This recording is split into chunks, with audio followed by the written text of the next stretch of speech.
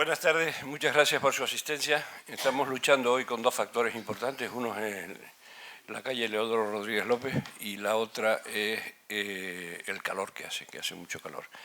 De todas formas, vamos a comenzar un ciclo que consideramos en la Junta de Gobierno que en los momentos actuales la Real Sociedad Económica de Amigos del País no podía esconderse de tratar el tema. No pretendemos dar ninguna solución, pero sí analizarlo desde un punto de vista fundamentalmente técnico, pero del cambio climático hay que hablar y hay que mojarse. Y esa fue la idea de montar un curso, un ciclo fundamentalmente técnico. Lo organizó la Comisión de Medio Ambiente, a él va a corresponder la presentación del conferenciante. Yo solamente saludarlo como comienzo de un ciclo y darles las gracias por su asistencia y estimularlos a que sigan viniendo todas las demás. Muchas gracias. Gracias. Gracias, director. Buenas tardes a todos y a todas.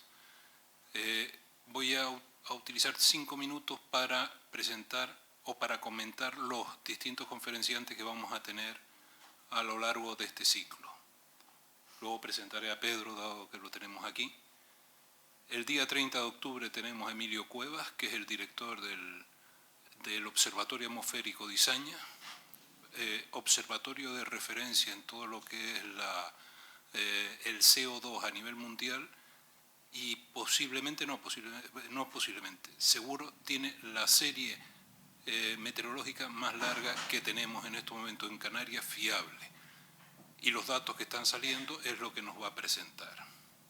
El 6 de noviembre tenemos a José Luis Martínez Esquivel, que es actualmente el coordinador de las tareas de conservación del Parque Nacional del Teide y que es una persona que lleva trabajando en temas de cambio climático y su incidencia sobre la biodiversidad y la distribución de las especies muchísimos años. Tiene datos novedosos, importantes, qué es lo que está ocurriendo por encima del mar de nubes, qué es lo que está ocurriendo en las cumbres de Tenerife, y nos lo va a presentar. El 13 de noviembre tenemos a Juan Pedro Díaz González, que es profesor del Departamento de Física Aplicada de la Universidad de La Laguna, y que está trabajando en cómo conseguir una mayor precisión en las proyecciones climáticas que está haciendo el IPCC a nivel mundial. ¿Cómo se puede sacar esa precisión para Canarias en las distintas vertientes y en las distintas formas? También será otra charla de interés.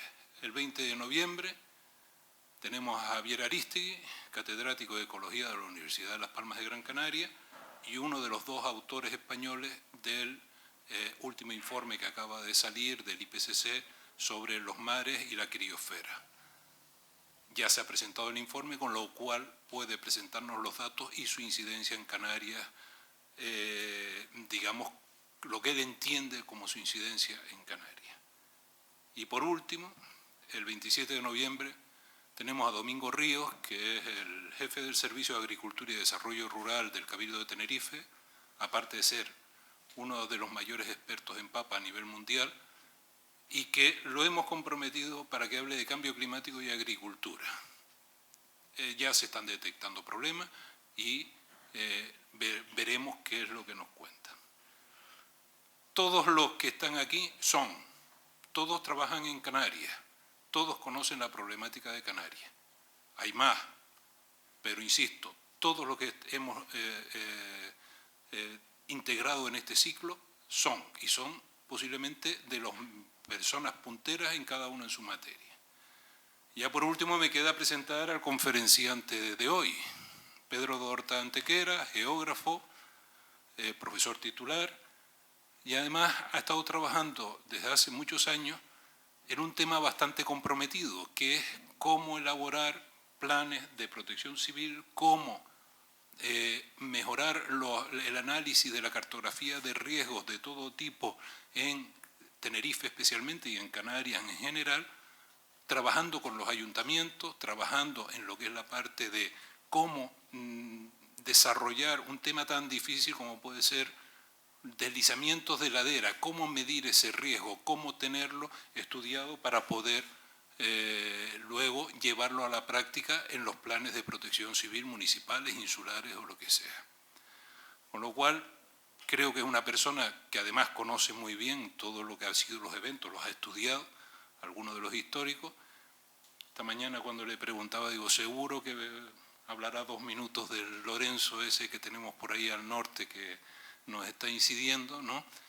Y bueno, yo sin más, y con permiso del director, pues Pedro. Yo sí añadir que del curso está informado el excelentísimo señor consejero del ramo y que está viendo la posibilidad de calendario para clausurar el ciclo el último día con una intervención.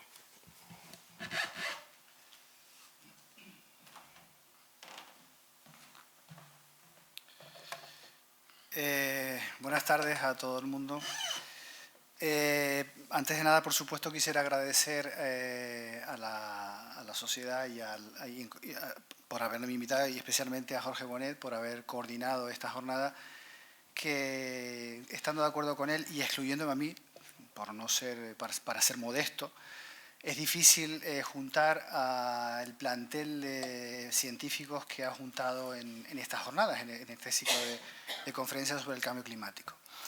Como sabía además que los que vamos a hablar coincidimos en muchas cosas, en muchos campos, digamos, yo he intentado buscar un hueco para no repetirme y voy a hablar fundamentalmente de cuestiones que tienen que ver, evidentemente, con el título, con fenómenos meteorológicos adversos, o fenómenos extremos, o fenómenos de rango extraordinario, con una vertiente también algo más social. Yo me considero climatólogo, pero también soy un científico social, por tanto, digamos, de impacto sobre la sociedad. Esta diapositiva, precisamente el huracán Lorenzo, de ayer, me parece que es, sí, de finales de ayer, del día de por la mañana de ayer me parece que era, un huracán del que hablaremos algo someramente a lo largo de esta conferencia. En los últimos años nosotros hemos asistido a una serie de eventos que se repiten, una serie de eventos que aparentemente son nuevos, que tienen impactos mediáticos muy importantes, sobre todo porque en estos momentos hay una gran difusión de todo lo que pasa, no solamente desde el punto de vista periodístico, sino también de las redes sociales, etc. Y estamos como más concienciados, tenemos más a flor de piel el peligro, digamos. Un ejemplo de ello lo hemos visto con la vulnerabilidad absoluta que tenemos cuando se nos va la luz, por ejemplo. Estamos hablando de fenómenos que han generado mucho daño, que han generado víctimas, que han generado enormes daños económicos, y esos fenómenos pueden tener que ver con el cambio climático o puede que no. Vamos en ese sentido a establecer una serie de objetivos básicos que vamos a ver en estos 45 minutos que voy a hablar aproximadamente. El primero de ellos sería analizar históricamente o cronológicamente los fenómenos meteorológicos adversos. Hay gente que realmente piensa que cosas que están pasando ahora no ocurrían antes. En todos los eventos de desastre siempre hay alguien que sale en la televisión diciendo no recuerdo nada igual, llevo 40 años viviendo aquí y nunca había vivido nada similar, sistemáticamente en todos los eventos. Bueno, vamos a ver si eso es verdad. En segundo lugar, el objetivo será demostrar, estudiar, analizar en la responsabilidad del cambio climático en todos esos desastres que hemos visto y que hemos sufrido, especialmente en el caso del archipiélago canario. Estudiar las correlaciones que existen entre el cambio climático y los fenómenos meteorológicos adversos desde un punto de vista más físico. El objetivo anterior tiene que ver más con las responsabilidades de gestión, de las responsabilidades políticas, más que con las relaciones físicas. Y por último, contribuir un poquito, los demás que vendrán detrás de mí contribuirán mucho más en todo esto, a conocer la verdad sobre el cambio climático y, por tanto, hablar con argumentos y con datos.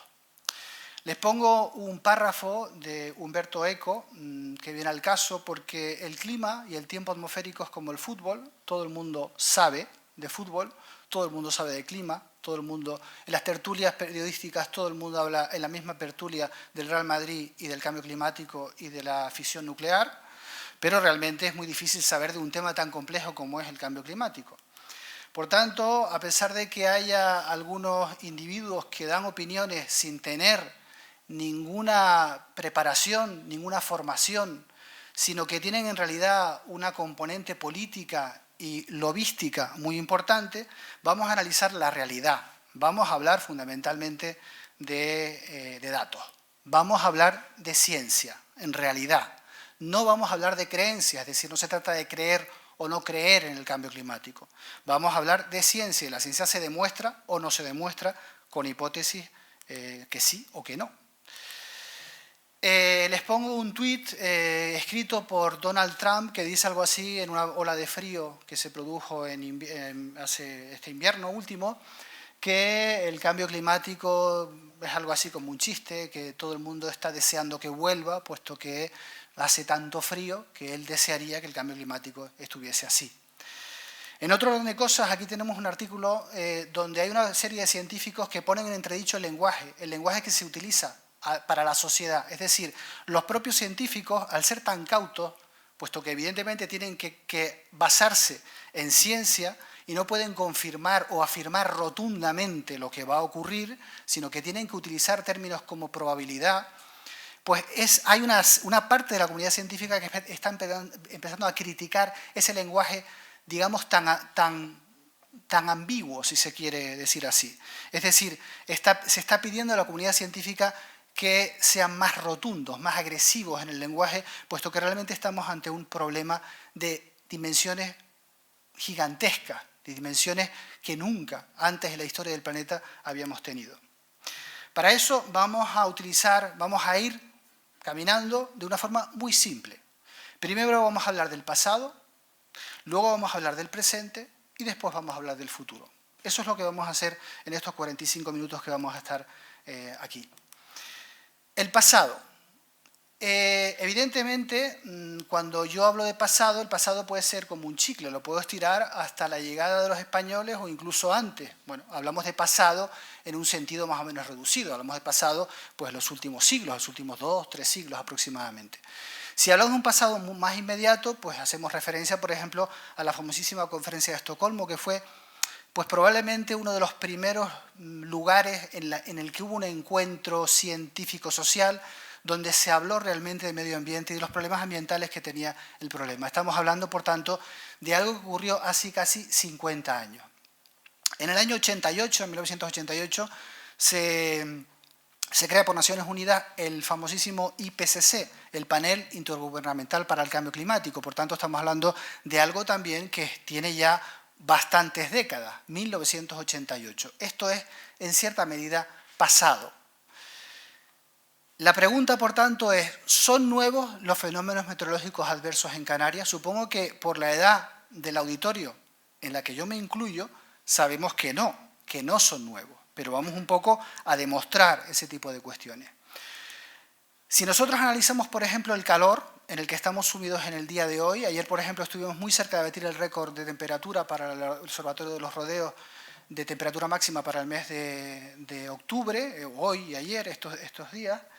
Pero si nosotros realmente analizamos las series de temperatura, veremos cómo hemos tenido en el pasado temperaturas muy elevadas. Es más, en el año 1952 probablemente tuvimos sobre Canarias la ola de calor más intensa sobre la que haya registros numéricos en el archipiélago, y de hecho presentan los registros máximos de las estaciones más importantes del archipiélago, que son el aeropuerto de Gando y la ciudad de Santa Cruz de Tenerife. Estamos hablando del entorno aproximadamente entre 43 y 44 grados centígrados. Por tanto, este tipo de fenómenos, por supuesto, se han dado en el pasado.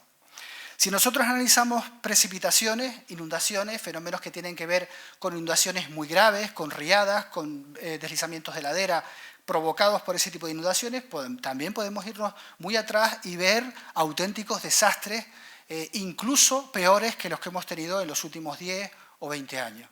Por ejemplo, las precipitaciones que se produjeron en el este de La Palma en 1957, en enero de 1957, y que dieron lugar a la muerte de 32 personas y aparecieron en todos los medios de comunicación nacionales, por tanto, con un impacto importante a escala nacional. Hay muchos otros ejemplos donde nosotros podemos observar daños de todo tipo, daños que tienen que ver con la integridad de las personas, daños económicos, daños en las comunicaciones, afecciones de todo tipo que se repiten una y otra vez durante décadas y décadas. Por tanto, cuando veamos a una persona decir yo no recuerdo nada igual, deberíamos acudir a los datos, porque casi seguro que ha habido algo igual en ese lugar. Me refiero en Canarias o me refiero en España en general. Episodios de viento, lo mismo, hubo episodios de viento muy importantes en los años 50, que tienen uno en el año 53, por ejemplo, en el año 57, auténticos fenómenos de viento que arrasaron gran parte de la agricultura, sobre todo de plataneras de la época, repito, estamos hablando de hace aproximadamente 60, 70 años, y tenemos fenómenos constatados de viento similar o casi similar a los vientos extremos que hemos padecido en las últimas décadas. De hecho, aquí aparece un temporal en 1975 que en algunos puntos del archipiélago generó vientos superiores a los que tuvimos con la tormenta tropical Delta en el año 2005. Si nos vamos incluso más atrás, como dijo antes Jorge, tenemos una tormenta que nosotros hemos investigado y que hemos clasificado como ciclón tropical, probablemente ciclón tropical, que se produjo en noviembre de 1826.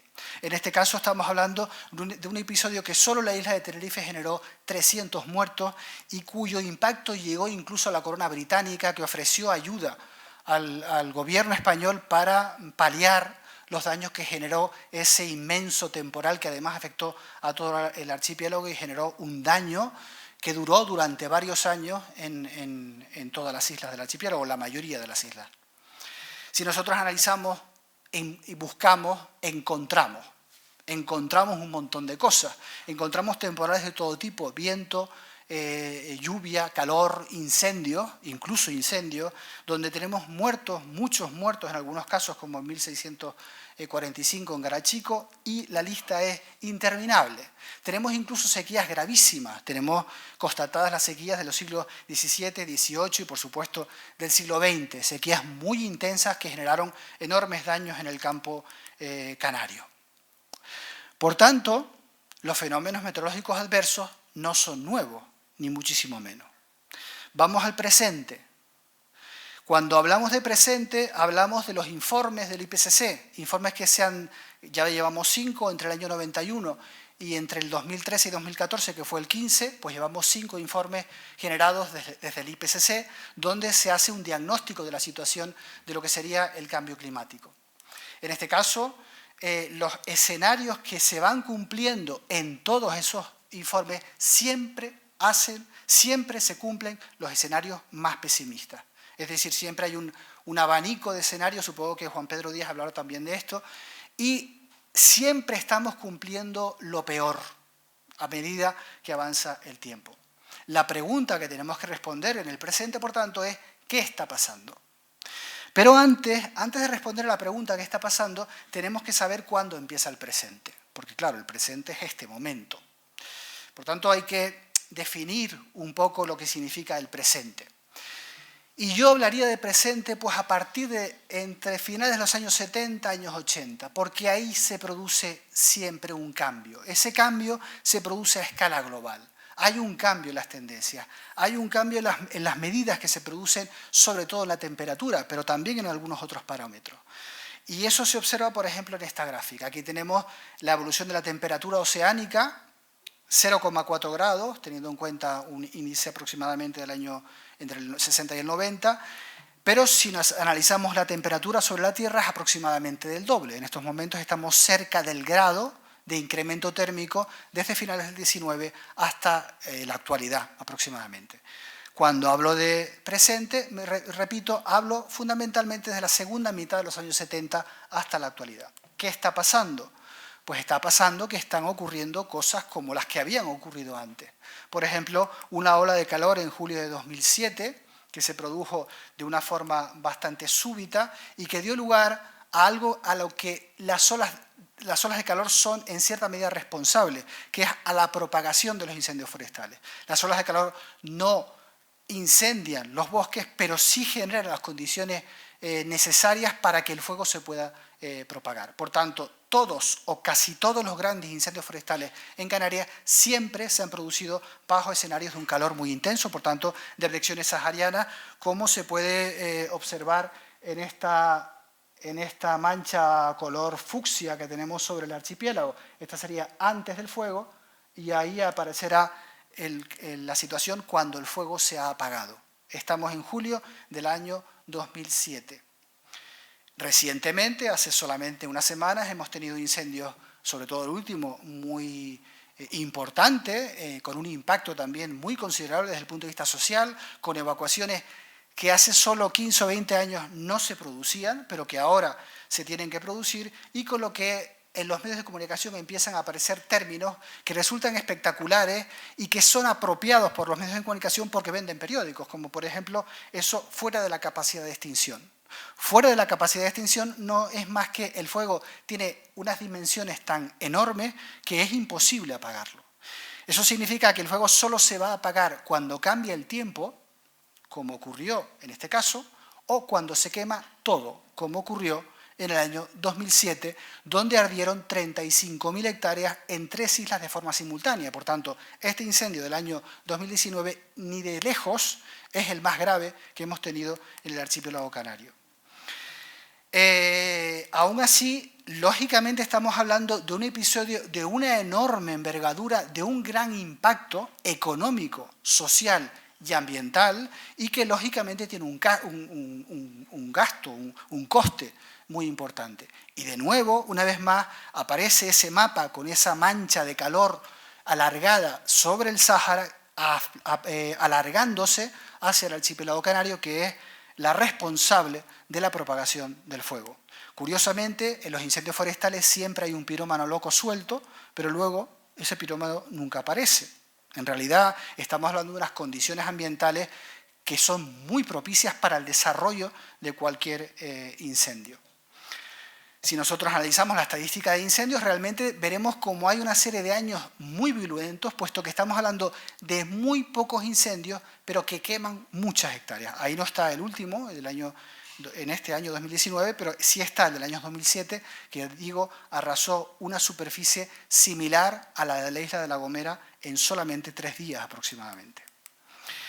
Si nosotros analizamos las olas de calor, por supuesto siguen habiendo olas de calor, como había en el pasado, y esas olas de calor siguen teniendo las mismas características, es decir, temperaturas muy elevadas, humedades relativas muy bajas y viento en altura, por tanto, incendios forestales.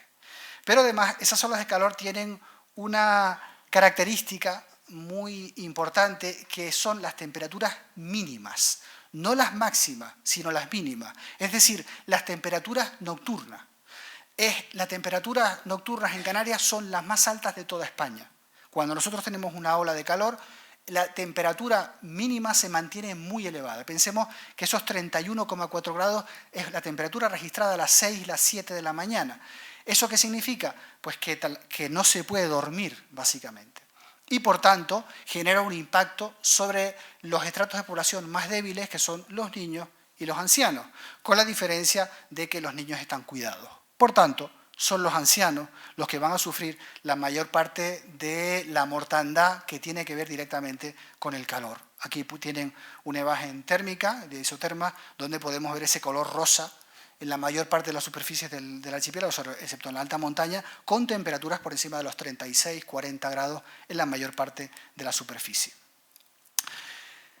Si nosotros analizamos lo que está publicado, por ejemplo, un trabajo en el que participa Emilio Cuevas y José Luis Martín Esquivel, que son personas que van a venir después, veremos cómo hay ascensos térmicos generalizados en todo el archipiélago, pero sobre todo en la alta montaña, es decir, la alta montaña se calienta con mayor intensidad y más rápidamente, y en las mínimas, en las temperaturas mínimas. Alta montaña, temperaturas mínimas y, en tercer lugar, sobre todo a partir de los años 70. Por eso el presente empieza en los años 70. En la mayor parte de las áreas del planeta, el calentamiento más intenso comienza a partir de la segunda mitad de los años 70 aproximadamente, más o menos. Nos vamos a la temperatura. En este caso tenemos la serie de precipitación de Santa Cruz de Tenerife, donde podemos ver una enorme irregularidad, años donde llueve mucho, son valores máximos diarios, y años donde llueve bastante menos. Si nosotros vemos esta serie, aparentemente no tiene una tendencia, pero en el año 2002 lo que vamos a tener es una precipitación de 232,6 milímetros. Eso significa que ese día se dobló el récord que había antes. No es que se superara, sino que se dobló, se multiplicó por 2. El máximo eran 116 milímetros y en el año, en 2 horas, cayeron 232 milímetros, que es el doble del máximo que había ocurrido hasta ese momento. Si nosotros seguimos analizando la serie, lo que vamos a ver es, en realidad, si nosotros cortamos la serie en el percentil 90, es decir, extraemos el 10% de mayor pluviosidad diaria, repito, lo que vamos a encontrar es que en el último cuarto de la serie se concentran una serie de extremos. Y esos extremos son 3 de los 4 más intensos, y esos extremos representan en conjunto una mayor intensidad horaria de la precipitación que en las primeras 3 partes de la serie. Y el primero y el segundo días más lluviosos lo tenemos en el siglo XXI. Por tanto, aquí, aunque no haya una tendencia significativa, porque los datos estamos hablando de 2 extremos, en realidad hay una evidente prueba de que aunque las precipitaciones se hayan producido siempre de forma muy intensa, en los últimos años parece ser que se están incrementando. Pero no solamente eso, sino que además, aunque no se estuvieran incrementando, es decir, aunque nosotros pusiéramos en duda ese previsible incremento, o, dicho de otra manera, podemos poner en duda ese previsible incremento porque hay otras estaciones meteorológicas con situaciones similares a las de Santa Cruz de Tenerife que antes del supuesto cambio climático en 1988 registraron en un solo día casi 300 milímetros. O dicho de otra manera, en Santa Cruz de Tenerife es posible que llueva la misma lluvia que llovió en el aeropuerto del Hierro en 1988. Por tanto, es previsible que sin cambio climático tengamos precipitaciones superiores a las del 31 de marzo del año 2002. Tenemos que tener en cuenta que Canarias tiene los coeficientes de variación, es decir, la irregularidad más alta de toda España con mucha diferencia. Y en realidad son esperables, como ya digo, teniendo en cuenta esos valores superiores a los registrados hasta la actualidad sin tener en cuenta el cambio climático. Si tenemos en cuenta el cambio climático, evidentemente esos valores se van a incrementar. El viento. Hemos hablado del calor, hemos hablado de la precipitación, hablamos del viento. En este caso tenemos episodios en el año 1999, probablemente el episodio de peores consecuencias de viento sobre el archipiélago canario, incluso por encima en daño de delta, o en términos similares, un viento que sobre todo estuvo acompañado de fenómenos costeros y por tanto daños muy importantes en todos los sectores costeros.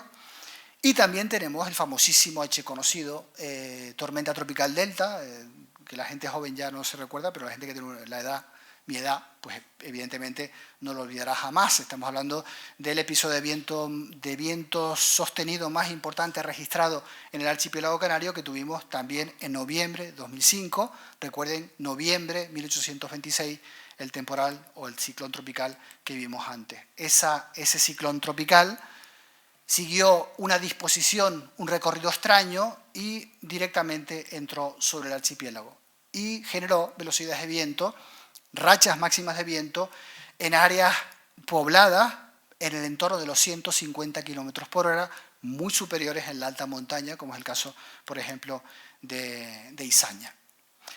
Si hacemos un resumen de todo lo que está pasando y empezamos digamos, acortamos los últimos 20 años, este es el listado de cosas más o menos graves que han pasado en Canarias. Son muchas. Y de media son más de un episodio grave en el archipiélago, muchos de ellos con muertos, como pueden ustedes comprobar. Pero también estamos viendo el impacto económico, porque eso también hay que medirlo. Hay que medir lo que supone económicamente eso. Estamos empezando, hay algunos datos todavía con pinzas. Y en los impactos económicos ocurre exactamente igual que con los incendios. Hay una serie de picos muy bruscos. Y en este caso tenemos fundamentalmente tres. tenemos las lluvias del 31 de marzo en Santa Cruz, tenemos el episodio de la tormenta tropical de Delta y el episodio de febrero del año 2010 de lluvia y viento en una gran parte del archipiélago. Todo eso sumado supone aproximadamente, estimada de una forma estimativa, unos 600 millones de euros en pérdidas solamente por seguro, aparte de las pérdidas que no se constatan y que son evidentemente mucho más. Les pongo solamente un ejemplo, porque no tengo mucho tiempo. El 31 de marzo del año 2002, donde una intensidad horaria de 160 milímetros hora, hay muy pocos registros en España que lleguen a esos valores. Estamos hablando de una situación, perdón, es mi teléfono, es una situación de 9 fallecidos y 30 heridos, y tenemos unas pérdidas valoradas en 218 millones de euros, teniendo en cuenta que el presupuesto del Ayuntamiento de Santa Cruz de Tenerife son 270 millones de euros. Es una lluvia muy intensa y muy concentrada sobre el espacio.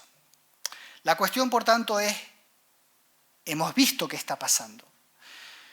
Está pasando lo que está pasando, pero no debemos olvidar el territorio, no solamente la atmósfera. Y cuando nosotros vemos el territorio, observamos el territorio y comparamos estas dos imágenes, donde vemos por un lado el San Andrés actual y el San Andrés de principios del siglo XX, vemos como la situación lógicamente es totalmente diferente. Sobre el San Andrés actual nosotros vamos a proyectar lo que ocurrió en el año 2000, en 31 de marzo del año 2001, de 2002, y lo que vamos a ver es la inundación que se produjo en San Andrés. La pregunta es, ¿se hubiese producido esa misma inundación en el San Andrés de principios del siglo XIX? Si nosotros analizamos el mapa, probablemente no. Por tanto, no solo es el clima, también tenemos que tener en cuenta nuestro territorio y cómo está cambiando nuestro territorio. Aquí tenemos una imagen de satélite donde vemos la costa de Arona y Adeje, y en este círculo que tenemos aquí aparecen los cristianos. Esta es una imagen de 1964. Si nosotros superponemos la imagen actual, ahí quedan los cristianos. Por tanto, evidentemente, nuestra exposición frente al fenómeno es infinitamente superior a la que había en 1964. O dicho de otra manera, nuestra exposición presente es muy superior a la que había en el pasado, antes de los años 70, antes también del boom turístico, puesto que los años 70 también suponen aproximadamente el inicio del desarrollo turístico que tenemos en nuestro archipiélago.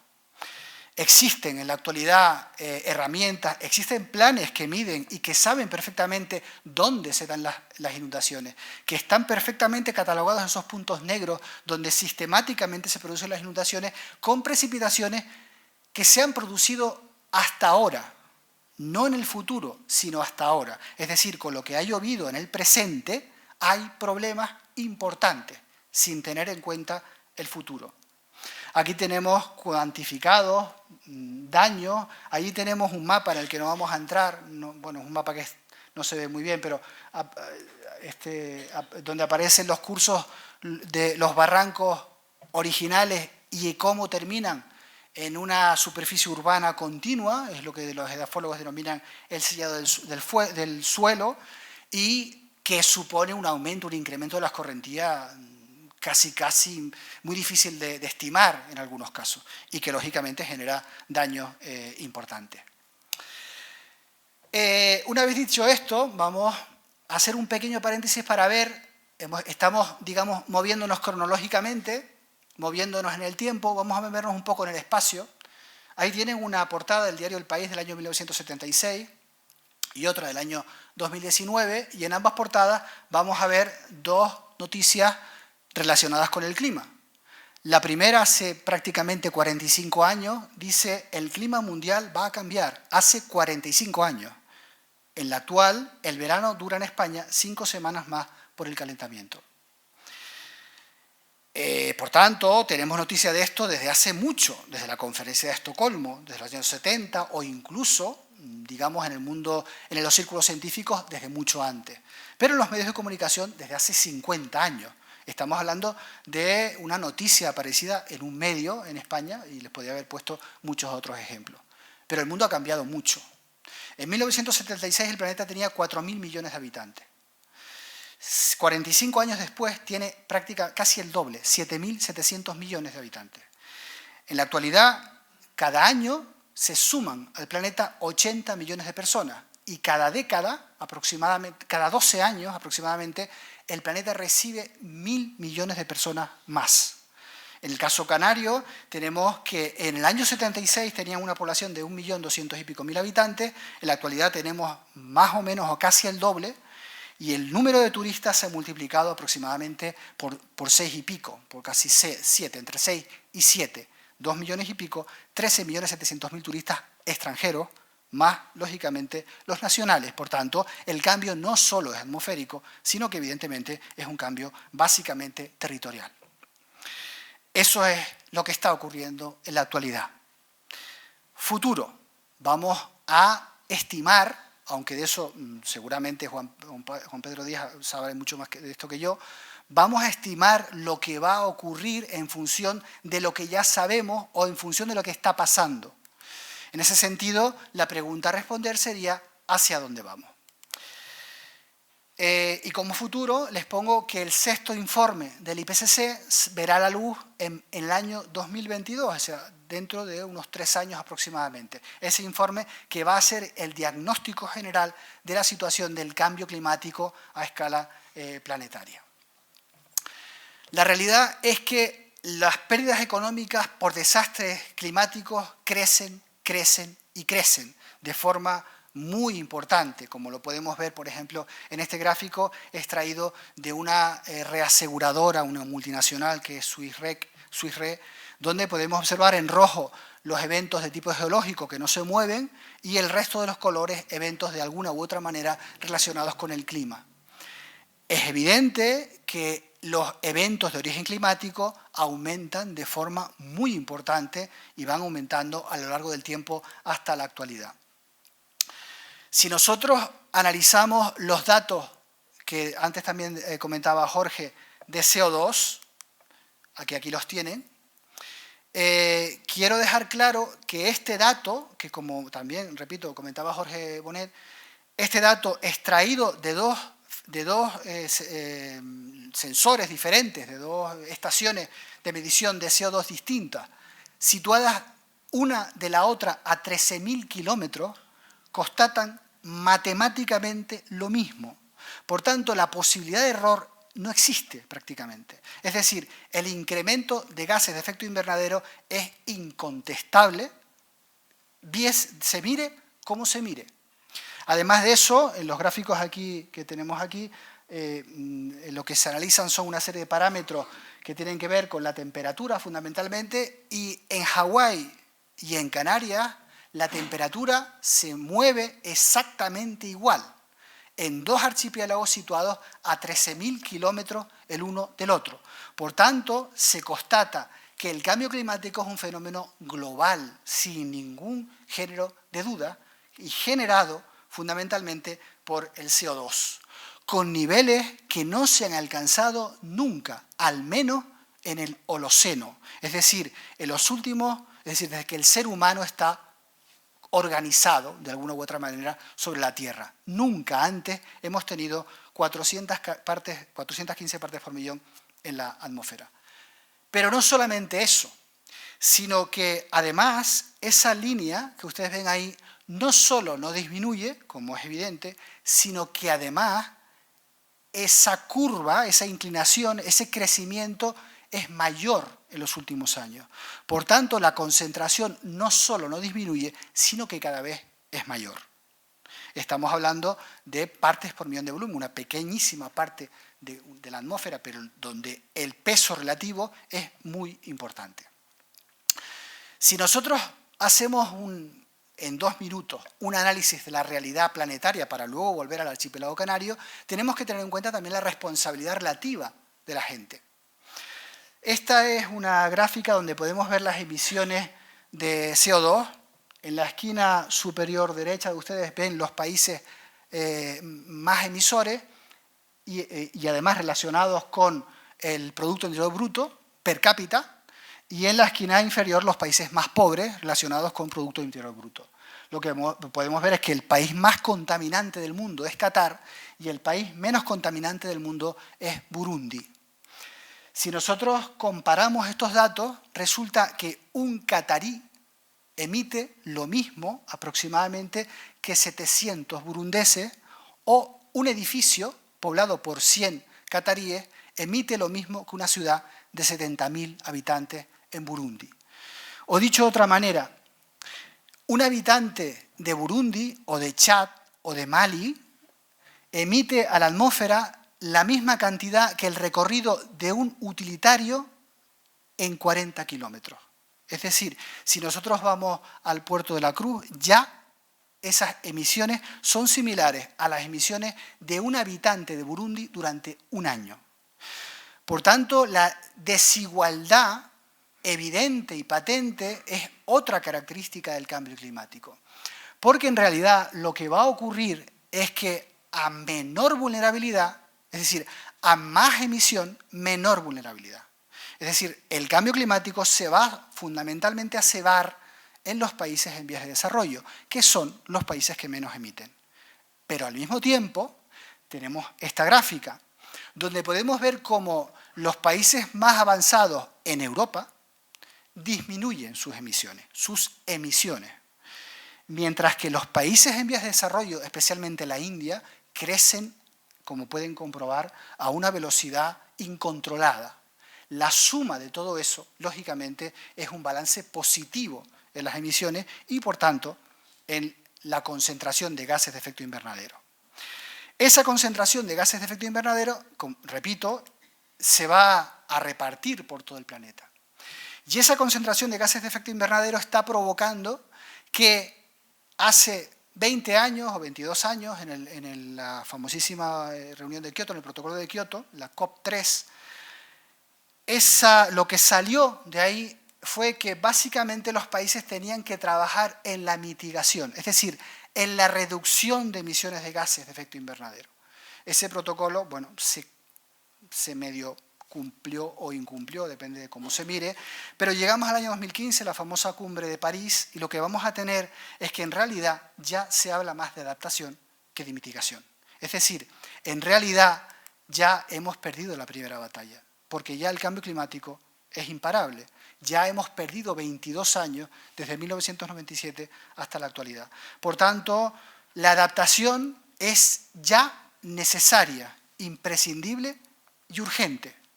Y esa adaptación es necesaria ante muchas cuestiones, pero por supuesto también ante los fenómenos de desastre, que es por lo que yo estoy aquí. En el caso canario tenemos, en resumen, un poco lo que hemos visto, un ascenso térmico irreversible. El aumento continúa. Es más, si nosotros dejásemos de emitir en todo el planeta hoy, todo el mundo entero, la atmósfera continuaría calentándose por la inercia térmica y porque los gases de efecto invernadero duran décadas en la atmósfera. Por tanto, aunque paremos, el calentamiento continuará. Es verdad que los ascensos se están produciendo, como vimos en la figura inicial, de una manera más importante en el Sáhara que en el Atlántico. Por tanto, nuestra fuente de aire caliente está cada vez más caliente. Y los contrastes con respecto a nosotros son cada vez más importantes. Eso va a hacer que las olas de calor, si no más frecuentes, sí van a ser con seguridad más intensas, es decir, alcanzaremos temperaturas más altas. Y además, calor fuera de la temporada habitual, octubre, mayo, abril. Calor importante. Pensemos, por ejemplo, en estos días en los que estamos en la actualidad. Por supuesto, esto lleva a un incremento en los incendios forestales. Pero por otro lado, el ascenso oceánico, ese ascenso oceánico que ahora veremos una imagen que es superior, ligeramente superior, en el Atlántico nuestro, es decir, en el Atlántico oriental, que en el occidental, va a generar importantes problemas que tienen que ver con una mayor convectividad, es decir, un motor más potente para la fabricación de precipitaciones intensas o torrenciales y una aparición de lluvia en lugares o en momentos, no en lugares, sino en momentos en los que antes era extraña, como los inicios del otoño o el verano. En definitiva, una tropicalización del clima.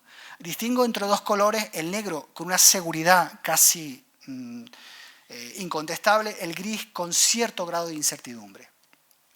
Incremento en la intensidad de la precipitación por el incremento en la torrencialidad, mayor irregularidad pluviométrica, es decir, no es incompatible lluvias más intensas con sequías más intensas. Vamos a tener las dos cuestiones, que es lo que aparece ahí. Lluvias fuera de temporada, no solo el calor, también la precipitación fuera de temporada, y un aumento en la probabilidad de fenómenos inestables de origen tropical. Por supuesto, ascenso del nivel del mar, sin ninguna duda, con lo cual mayor afección de temporales marinos. También, sin ningún género de dudas, como está empezando a ocurrir. Les pongo algunos gráficos de adorno para, digamos, confirmar con datos lo que estoy diciendo. Aquí tienen los valores de temperaturas máximas con un ascenso estadístico significativo. En el caso de Lanzarote, donde es evidente el incremento, en mayo, pensemos que en mayo del año 2015 se alcanzaron en Lanzarote casi 43 grados en mayo, algo que supone aproximadamente 6 grados más del máximo que había hasta ese momento. Un aumento en la intensidad de las sequías, no hay un descenso significativo en la precipitación, pero sí las últimas sequías que aparecen con esas líneas rojas son las 4 sequías más intensas, son esas 4 últimas, y además por orden, es decir, la más intensa es la última, luego la penúltima, la antepenúltima, etc. Con lo cual también hay una intensificación de la sequía. Pero además los modelos, esos modelos de los que hablará seguramente Juan Pedro Díaz, esos modelos indican claramente, en este caso en la Macaronesia, como en el archipiélago canario, que sería la esquina aquella derecha de arriba, la disminución pluviométrica es mucho más evidente que en el resto de los archipiélagos. Es más, en Azores, el archipiélago más lluvioso, va a llover más, mientras que en Canarias y en el resto de los archipiélagos, los más secos, va a llover menos. Un dato también curioso, el incremento de la precipitación en verano, algo en cierta medida nuevo. Hasta hace poco, o relativamente poco, la lluvia en verano era prácticamente un fenómeno extraño. Sin embargo, en Izaña, en los últimos años, 2003, 2005, 2015, se han producido tormentas importantes que han dado lugar a la precipitación. Y de hecho hay un incremento significativo de la lluvia en agosto en el caso de Izaña. Como les decía antes, tenemos un mayor calentamiento en el Atlántico nuestro, es decir, en la corriente fría, que en el Caribe y Golfo de México. Por supuesto, ellos siguen siendo mucho más calientes que nosotros, no se me entienda mal lo que acabo de decir. Estoy hablando de la superficie térmica del mar. El incremento de temperaturas es mayor en nuestras latitudes que en la suya, y eso está generando que los fenómenos inestables de origen tropical, como tormentas y ciclones tropicales, cada vez estén más cerca, cada vez sean más frecuentes y cada vez estén alcanzando longitudes geográficas más cercanas a las nuestras. Nosotros hemos analizado, si podemos, los valores que ofrece el National Hurricane Center, el Centro Nacional de Huracanes de la NOAA, podemos ver ese incremento en una cuadrícula aproximadamente entre el Cabo de San Vicente, Azores y nosotros aproximadamente, y se produce un incremento en los fenómenos inestables de origen tropical. Y un magnífico ejemplo de esto sería el huracán Lorenzo, que están viviendo en estos momentos en Azores. La particularidad de este huracán no es su trayectoria. Ha habido huracanes que han tenido una trayectoria similar a esta. De hecho, ha habido incluso algunos más cerca de nuestro archipiélago, como es el caso, por ejemplo, de Vince en 2005. La particularidad de este huracán es que es el primer ciclón tropical o huracán de categoría 5, que además va a afectar casi como huracán a Irlanda. Es el primer ciclón tropical de categoría 5 tan oriental.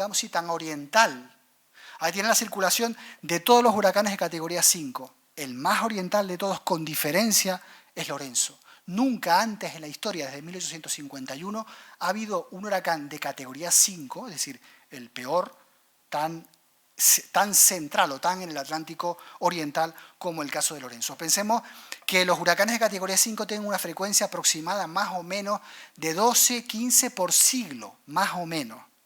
Y estamos hablando de que, por ejemplo, en esta temporada ya llevamos 2 en solo un año. Volvemos al territorio, 1826, y al futuro. Es decir, en este mapa tenemos un mapa antiguo dibujado después del temporal de 1826, y aquí tenemos superpuesta la imagen de satélite con lo que ocurriría si tuviésemos esos flujos de agua cubriendo, en este caso, el puerto de la Cruz. Es decir, estamos sin tener en cuenta el calentamiento global, es evidente que tenemos un territorio vulnerable, donde aún en realidad en los últimos años no ha ocurrido nada extremadamente grave.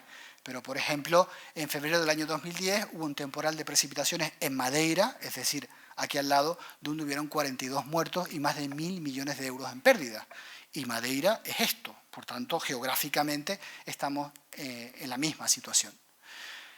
El nivel del mar está subiendo, hay estudios que demuestran lo que sube, lo que sube son unos cuantos centímetros, la verdad es que hay una cierta incertidumbre, bastante incertidumbre en cuánto va a ser eso, pero estamos hablando de 20, 30, 40 centímetros, que aparentemente no es mucho, pero que en una playa puede hacer que prácticamente desaparezca.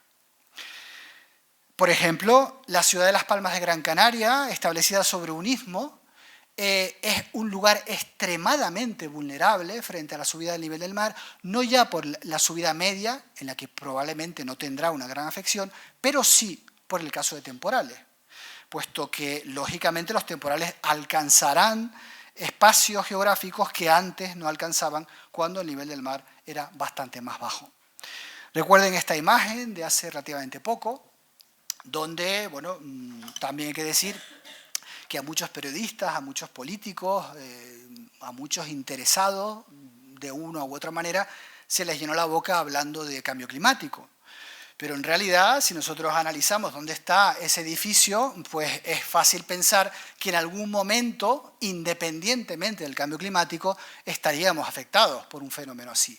Es decir, no todo es cambio climático, ni mucho menos, y no podemos echar la culpa al cambio climático de todo. Es decir, en estos momentos, con la planificación que tenemos, hay responsables, hay responsabilidades independientemente del cambio climático, puesto que la planificación del territorio no está acorde con el clima actual, no con el clima del futuro. Y ya voy terminando. Bueno, voy terminando rápidamente. Y les hablo de pasada de otro riesgo, el riesgo económico. Aquí tenemos una noticia preocupante, y es que Ryanair, por sí sola, representa la 10ª empresa en Europa que más contamina, que más emisiones de gases de efecto invernadero tiene, por sí sola.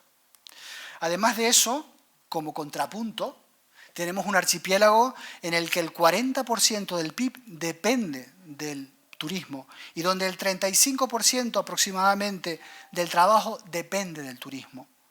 Por tanto, nuestra dependencia económica de Ryanair, entendida en un sentido amplio, es decir, de las compañías aéreas, es muy importante.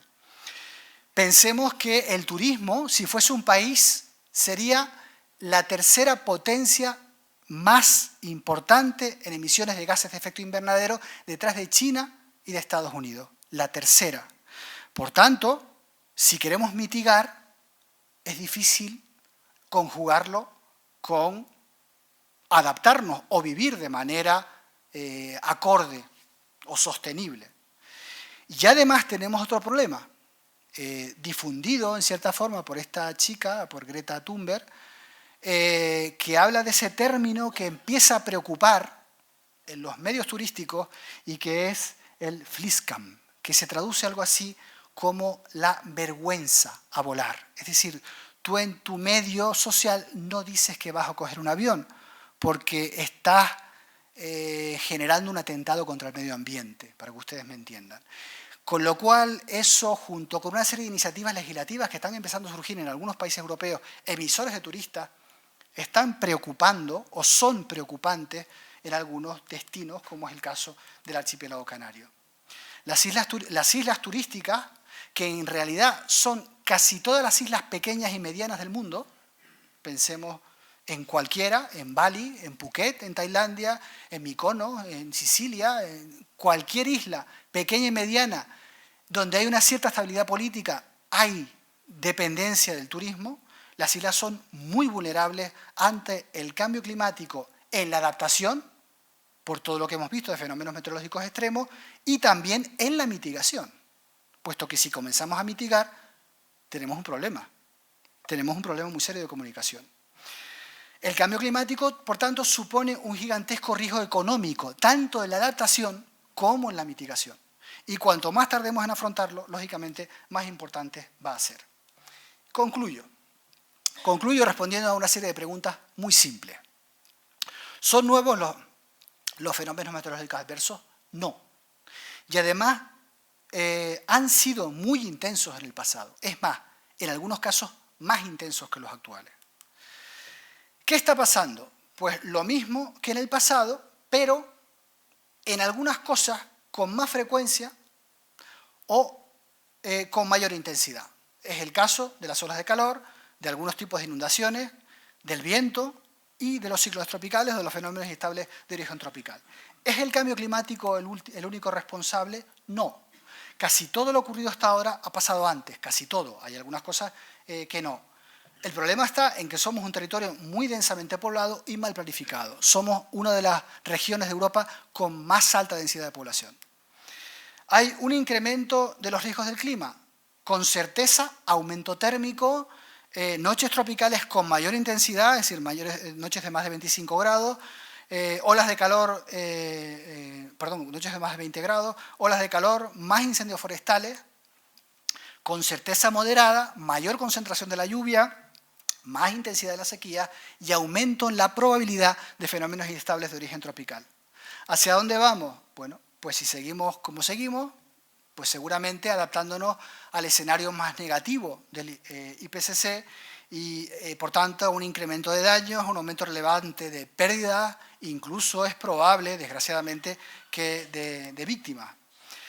Somos islas y, por tanto, básicamente costas. Y las costas son los espacios más vulnerables frente al cambio climático y frente a fenómenos extremos, fenómenos de rango extraordinario. Por tanto, somos, repito, espacios especialmente vulnerables. ¿Qué hacer? No sé, cambiarlo todo, supongo. Cambiarlo todo para que nada cambie en realidad. Comenzar urgentemente a trabajar en la adaptación, en la planificación territorial y sectorial, en planes de adaptación, en planes de emergencia que aún quedan muchos por hacer. Ya sabemos lo que va a ocurrir en cierta medida, ya sabemos los lugares en los que está el peligro.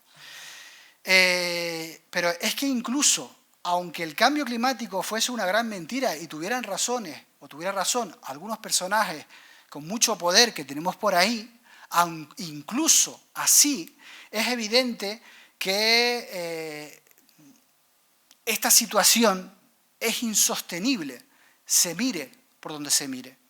Por tanto, tenemos que cambiar radicalmente nuestra forma de vivir, y aunque esto parezca una frase vacía, un deseo indeterminado, no se puede decir de otra manera. La realidad es la que es, y la realidad es esta que tenemos aquí.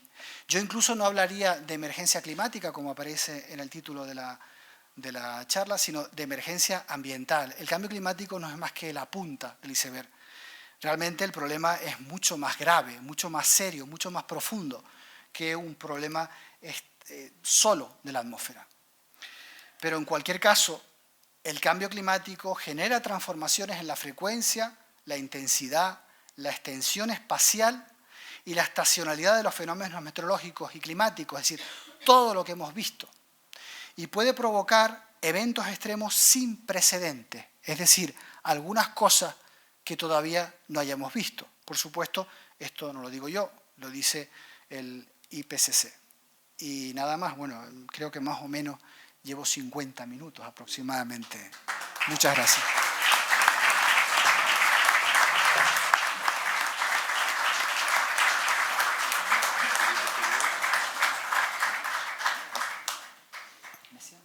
No, que si quiere, como quiera. Como Como es tradición en esta casa, se abre un turno de preguntas, debate, y aprovechando que tenemos a Pedro aquí, que pueda comentar. Hay un micrófono disponible.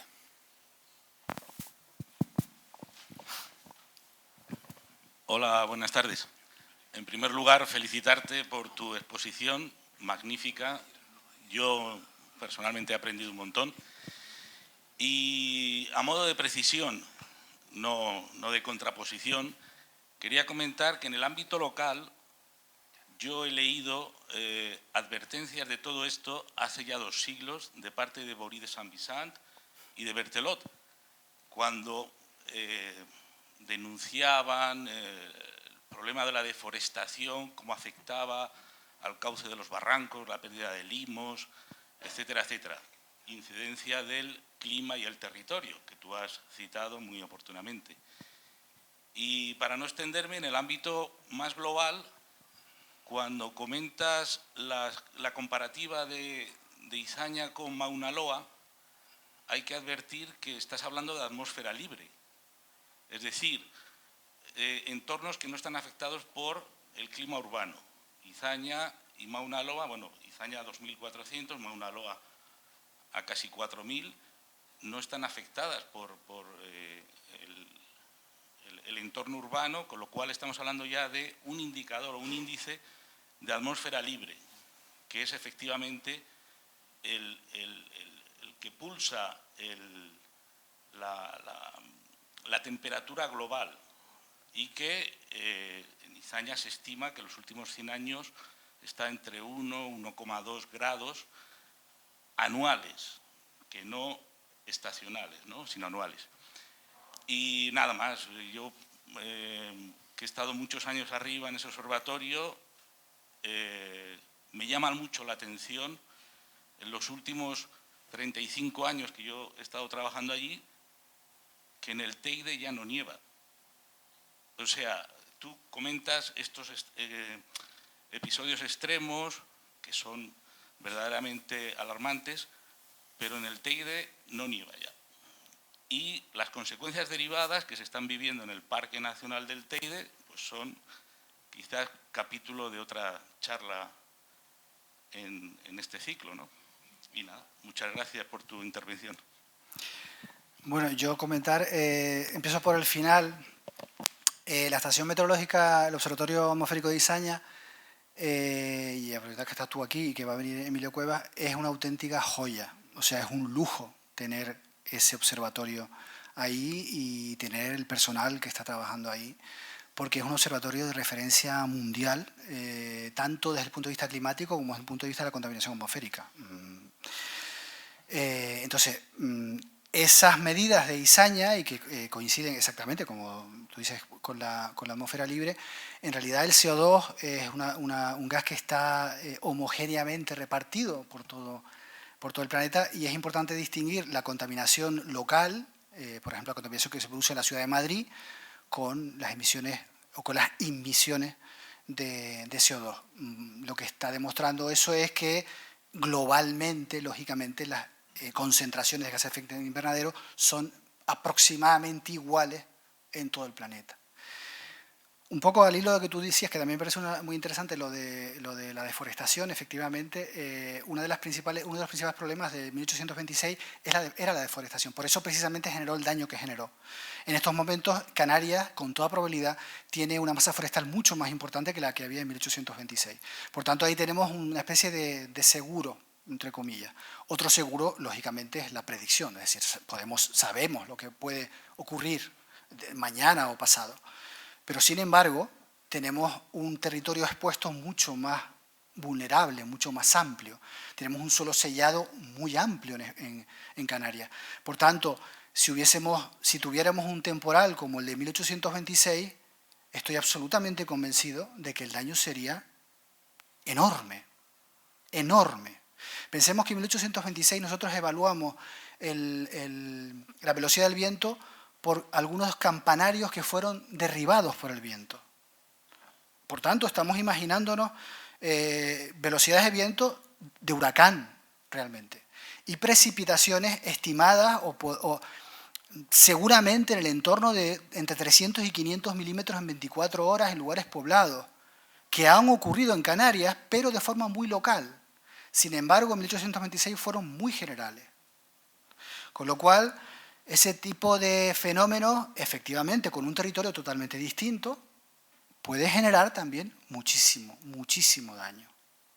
Y luego hiciste, no recuerdo qué fuera lo otro. Y efectivamente, nosotros tenemos un trabajo sobre un debris flow, es decir, una precipitación de lluvia que generó una enorme erosión en el Teide,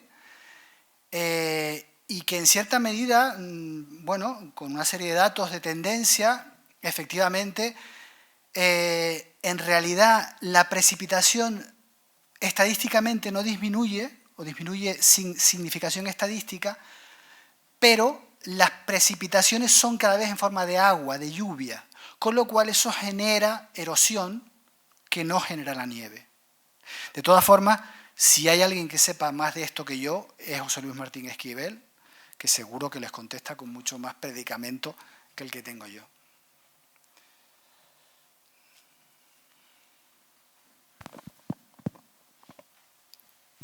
Buenas noches, agradecido por su presentación. ¿Hay alguna forma de diferenciar la producción de gases de efecto invernadero por el hombre y por la naturaleza? Sí, esa es la pregunta. Sí. Bueno, la diferencia es muy sencilla. Es decir, los gases de efecto invernadero se comienzan a incrementar cuando comienzan a quemarse los combustibles fósiles.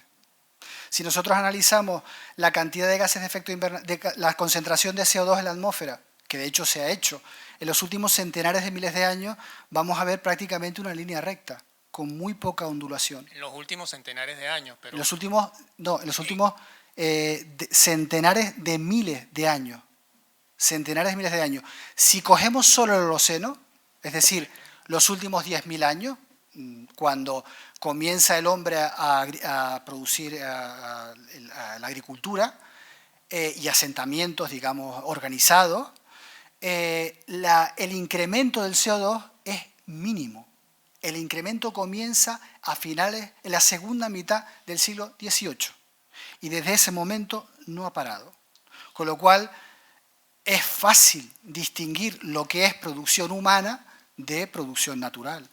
Y catástrofes naturales también aumentan la cantidad de CO2, volcanes.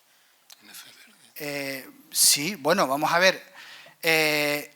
Catástrofes naturales, los volcanes, sí.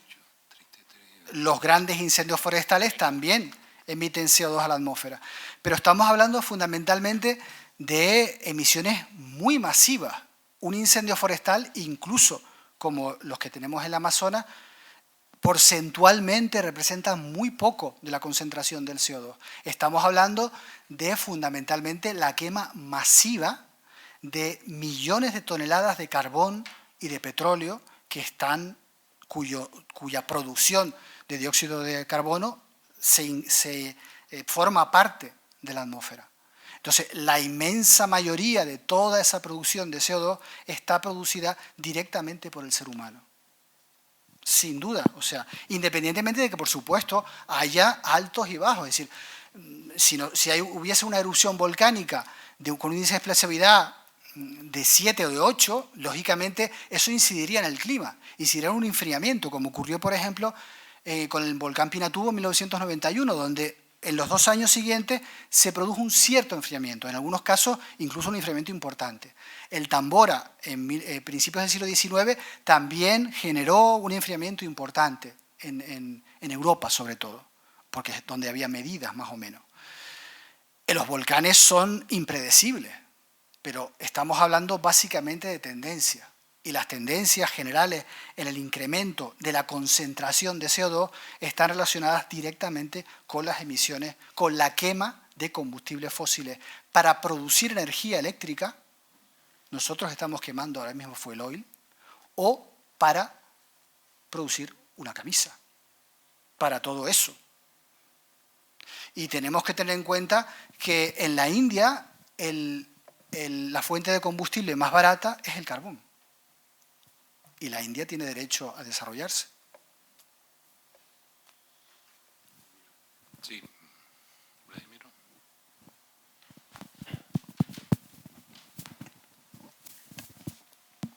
Sí, bueno. ¿Sí? Bueno, pues nada, buenas tardes. Yo, más allá de felicitar a Pedro y la intervención que ha hecho, bajo a una cosa más elemental como geógrafo o como relacionado con la tierra. Salir de Geneto, de los baldíos, y ir hasta las Mercedes y ver los higos picos que dicen en Tenerife, tunos que llamamos en La Palma, ponen de manifiesto un tema que Pedro ha tratado, pero que tenemos que tratar. Es el tema cultural. Tenemos un modelo económico que no solo demandamos recursos energéticos por la manera que vivimos y por la mecanización y las mejoras que la tecnología nos permite para producir alimentos y para vivir en este territorio, sino en una isla que tiene próximo a 700 coches por cada 1000 habitantes, ver que no hay pencas hay tuneras que no se le ha desprendido un solo higo pico de la misma, y es una fruta extraordinaria.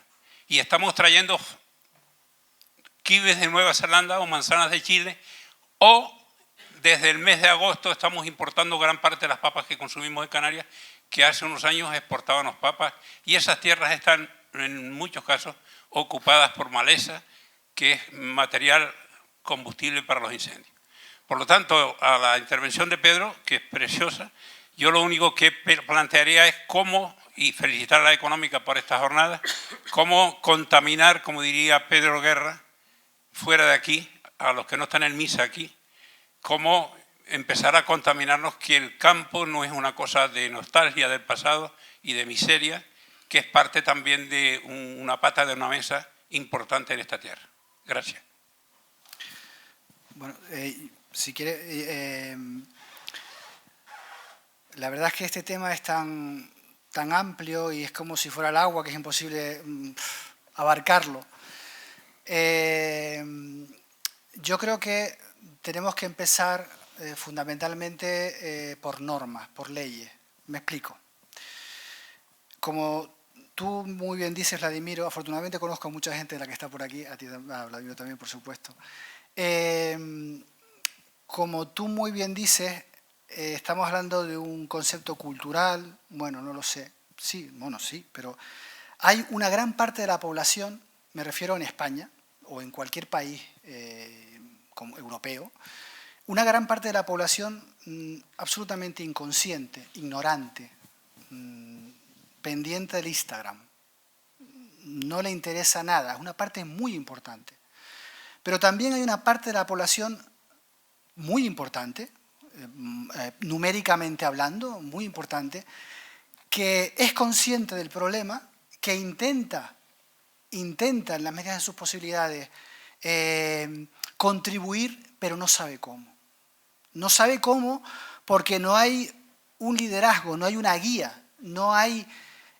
yo no sé cuántos de aquí reciclan o reciclamos, seguramente muchos, pero ¿alguien sabe eso a dónde va y cómo se mueve todo eso? Quiero decir, todos sabemos más o menos lo que tenemos que hacer, pero no hay una organización.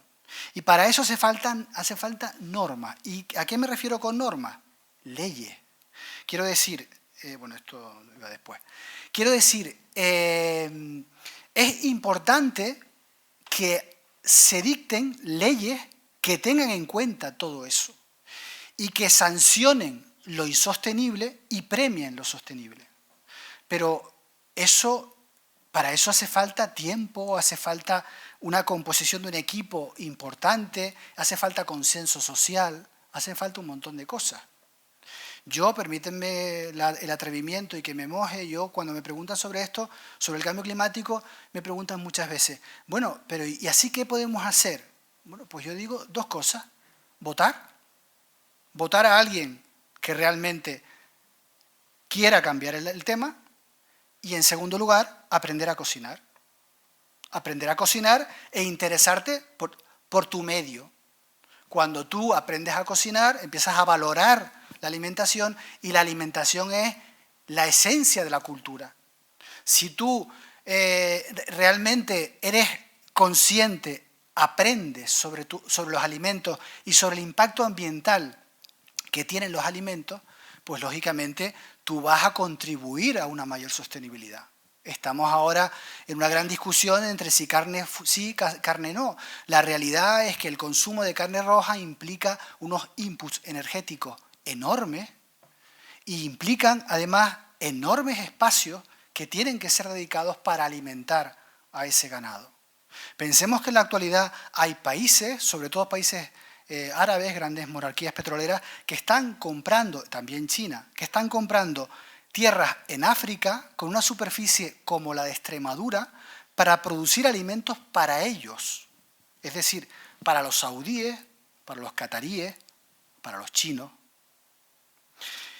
Esto es un problema que va mucho más allá, repito, de lo que supone el clima en su conjunto. Estamos hablando, y ya se habló en el año 72, del agotamiento de los recursos. El agotamiento de los recursos. Estamos hablando de crisis económica. Estamos hablando de una desaceleración económica. Y estamos hablando de una desaceleración económica porque la gente está consumiendo menos. Pero es que para resolver el problema tenemos que consumir menos. Entonces, ¿cómo se casa una cosa con la otra?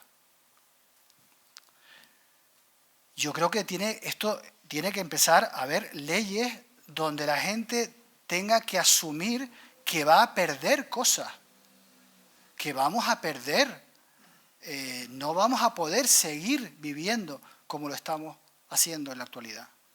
Es imposible, es físicamente, matemáticamente imposible. Perdón por el discurso que les he dado. Vamos a ver, hay dos palabras pedidas, alguna más para cerrar el debate. Tres. Buenas tardes, me uno al coro de felicitaciones por la presentación magnífica, por la cantidad de aspectos interesantes que rodean todo el problema del cambio climático que está experimentando la Tierra. Precisamente por lo que se ha dicho aquí, hay muchas personas, muchas, que no entienden que esto sea un problema cierto y grave y que habrá que proceder a educar, habrá que proceder a legislar. Pero ese es un proceso que seguramente va a tardar mucho en cuajar y en poder dar respuesta a la disminución que se requiere, por ejemplo, de la concentración de CO2 en la atmósfera, ¿no? Por eso mi pregunta es, ¿la tecnología podrá aportar algo?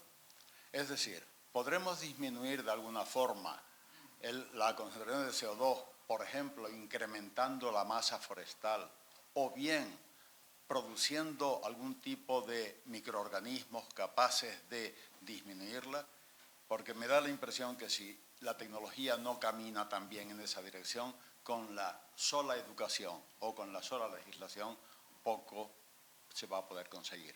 Es una visión un poco pesimista, pero es la que tengo. Por eso quiero hacer un conocimiento, tener un conocimiento de si la tecnología está avanzando y proporcionando algún tipo de esperanza para esa reducción. Gracias. Yo aquí, entre nosotros, en familia, también soy pesimista. Pero fuera de aquí no podemos ser pesimistas. Es decir, tenemos que seguir viviendo en la medida de nuestras posibilidades e intentar convencer a la mayor parte de la gente de que no puede seguir viviendo así. Pero es verdad, resulta muy complicado, es muy difícil, muy difícil. Hay muchos intereses muy contrapuestos.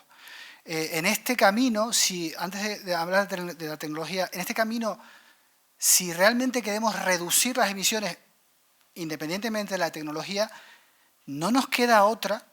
O sea, digamos que hay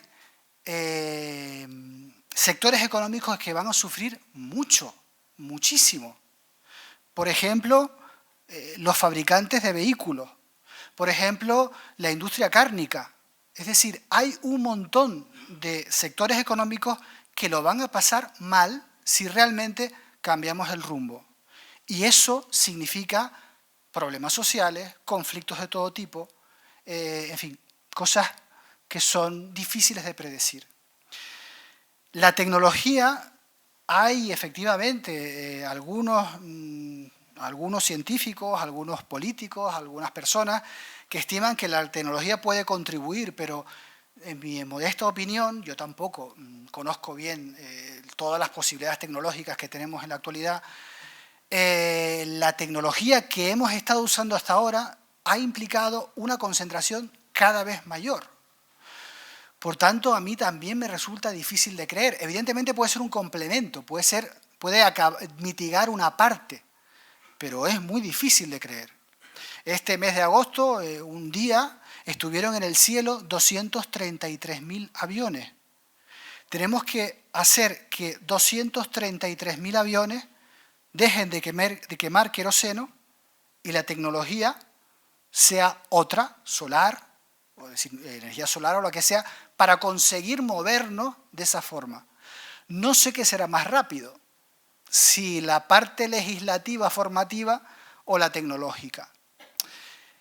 La tecnológica, a mí, repito, ojalá, seguro que me consta que hay personas trabajando en este tema, en sumideros de carbono y demás, pero debe ser una cosa urgente y muy masiva. Y no es así. Es decir, por ejemplo, en el caso del turismo, cada día hay más aviones volando. Cada día.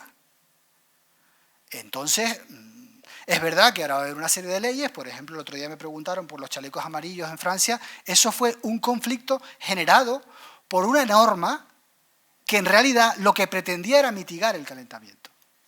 Y generó lo que generó. Y todavía está coleando. Por tanto, cualquier tipo de cambio brusco va a generar problemas importantes. Y no hablemos ya de problemas de inmigración. Es decir, cuando nosotros estamos hablando de África, es un continente cuya población crece con unos niveles que son inimaginables. Y esa gente, en realidad, está produciendo lo mismo que un viaje en coche de Santa Cruz de Tenerife al puerto de la Cruz. Esa gente tendrá que vivir y necesitará energía. Y eso tendrá que salir de algún sitio. Y los recursos son los que son. La tecnología seguramente podrá paliar cosas, pero me cuesta creer que el problema pueda ser resuelto exclusivamente con la tecnología. Y me preocupa lo que decías al principio, y es que efectivamente la gente, el grueso de la población, no sabe, porque esto además es como un elástico, tú estiras hasta que se rompe. Y entonces ya no tiene remedio. Antes preguntaron por ahí sobre por qué sabemos que las emisiones que se han producido no son naturales, sino antropogénicas. A mí me daba un poco de miedo responder porque no soy un experto, pero he leído en algún artículo que está relacionado también con una de las maneras que tenemos de saberlo, es el tipo de carbono que se ha encontrado en los análisis del hielo. Sí. Y que el carbono 14, que se usa también para calcular la edad de los fósiles y en arqueología y paleontología, que también puede servir, según tengo entendido, para ver si las emisiones son de origen antropogénico, porque es una molécula inestable, el carbono 14, y entonces tiende a desintegrarse a lo largo del tiempo. Entonces, según leí por ahí, en los últimos 200 años, el dióxido de carbono, los átomos de carbono que se han encontrado, tienen un índice muy bajo de carbono 14, que quiere decir eso, que los combustibles fósiles, al llevar mucho tiempo bajo tierra, han perdido gran parte de los carbono 14 que tenían, y por eso el carbono que se está emitiendo a la atmósfera tiene pocos carbonos 14. O algo así. A lo mejor me estoy confundiendo, pero vamos, casi seguro que es eso. Y era eso.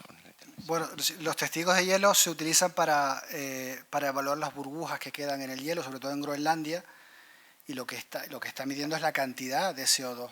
Entonces, por eso sabemos precisamente que durante muchos miles de años las emisiones han sido continuas, muy continuas. Básicamente es por eso. Pero además pensemos, por ejemplo, si nosotros pensemos en nuestros abuelos, ¿no? O en nuestros bisabuelos. y la cantidad de energía que necesitaban. En realidad, si nosotros comparamos una persona que viviera, pues yo qué sé, en 1930, es decir, hace nada, las emisiones de esa persona serían infinitamente menores que las que tenemos en la actualidad. Pero vamos, nada que ver. O dicho de otra manera, el incremento, la concentración de los gases de efecto invernadero es especialmente evidente en los últimos, es decir, prácticamente en nuestras vidas, en las personas que tenemos 50, 60, 70 años, ahí es donde se está produciendo la concentración.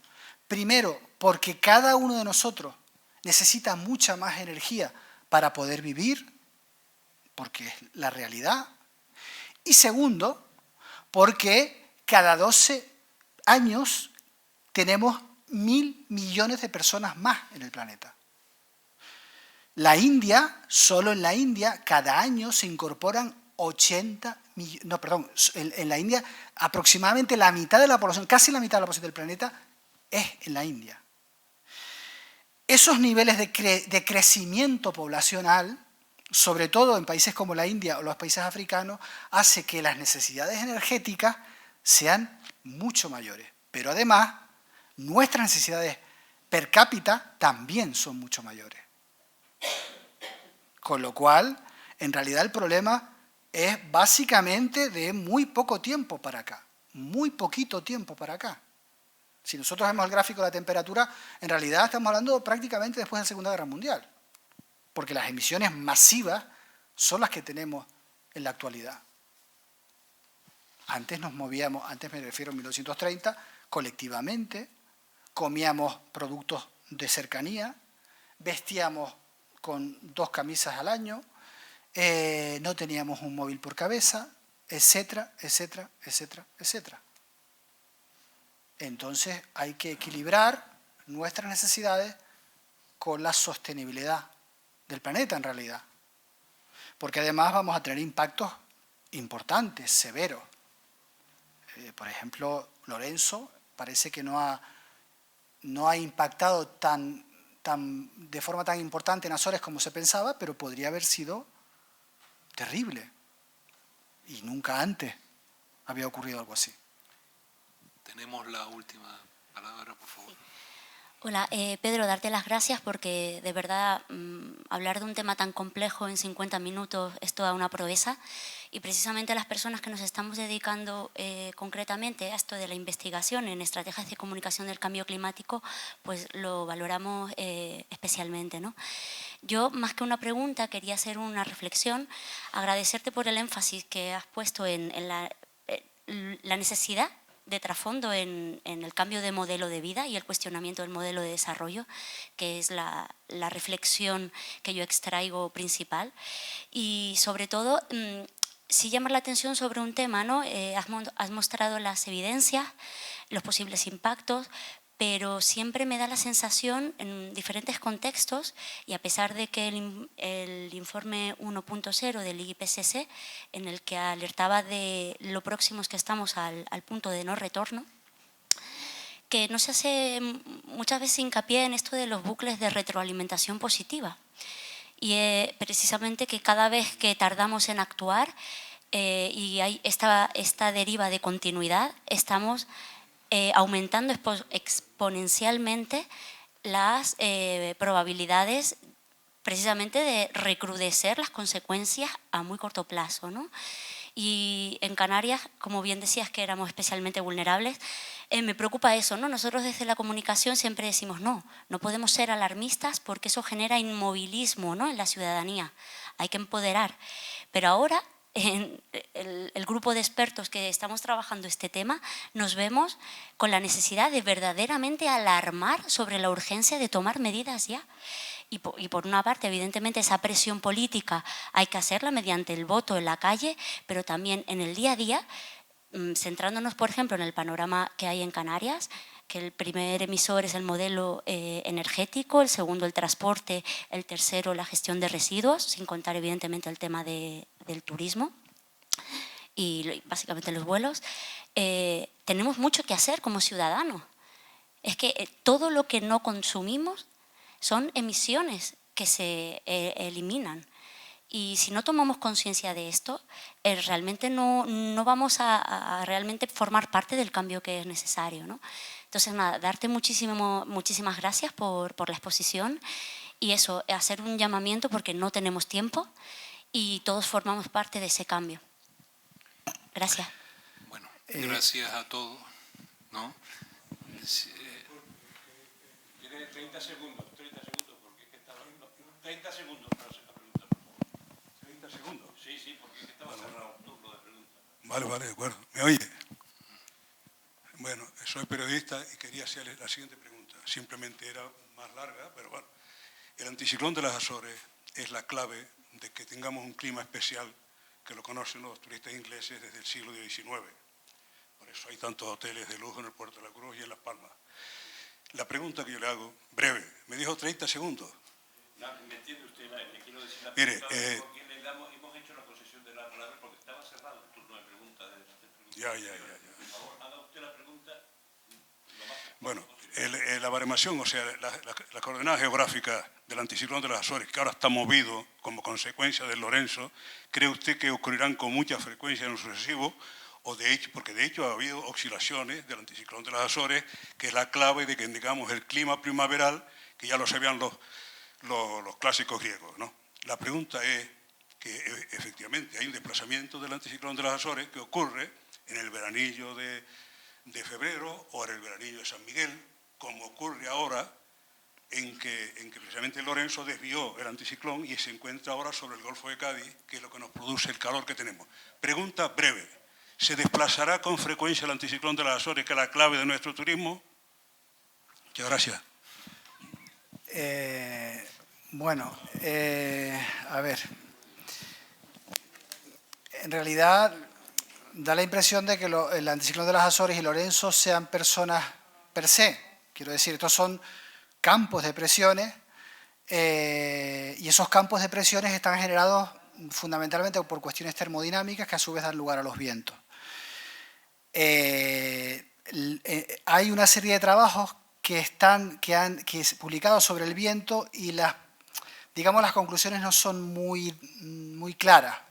Hay algunos trabajos que señalan que como el continente africano está calentándose más que el océano Atlántico, hay una mayor diferencia de presión y por tanto hay un reforzamiento de los alisios. Pero eso ocurre en verano. Sin embargo, en invierno, y de hecho creo que hay un trabajo de Emilio Cuevas, que a lo mejor habla él también de esto, en invierno lo que está ocurriendo es que el anticiclón de las Azores pasa a ser un anticiclón zonal y ocupa el continente africano y por tanto eso va a hacer que los vientos no sean directamente atlánticos, sino que sean unos vientos de componente más este, es decir, más continentales. Pero decir si el anticiclón se va a ir o no se va a ir, eso es mucho más complicado. De momento, afortunadamente lo tenemos ahí y vamos a cuidarlo bien, porque si no, lógicamente vamos a tener un problema importante. Eso es una pregunta difícil de contestar, pero hay esas dos versiones. Seguramente en verano aumenta el viento y en invierno se produzca esa situación anticiclónica zonal que provoque o que incremente las sequías en ese momento. Y una puntualización simplemente a lo que tú dijiste. Se habla del punto de no retorno. El punto de no retorno es ya todos los días el punto de retorno. Esto no es que llegamos aquí y ya no podemos... No, es que ya no podemos volver para atrás. Se habla de ese límite de 1,5 grados porque se supone que va a haber una especie de dominó que va a romper todo lo demás, pero ya estamos en un punto de no retorno. Por tanto, como tú dices, hay que actuar de forma inmediata, de manera... Yo cada día soy más radical, más revolucionario, seguramente también por la edad, pero tengo 2 hijas y esas hijas van a vivir seguramente episodios meteorológicos que yo no habré vivido nunca. Y mis nietos, con toda probabilidad, van a vivir un ciclón tropical en Canarias, por ejemplo. Entonces, yo no quiero eso. Y por eso, aunque sea muy pesimista, no nos queda otra que tirar para adelante.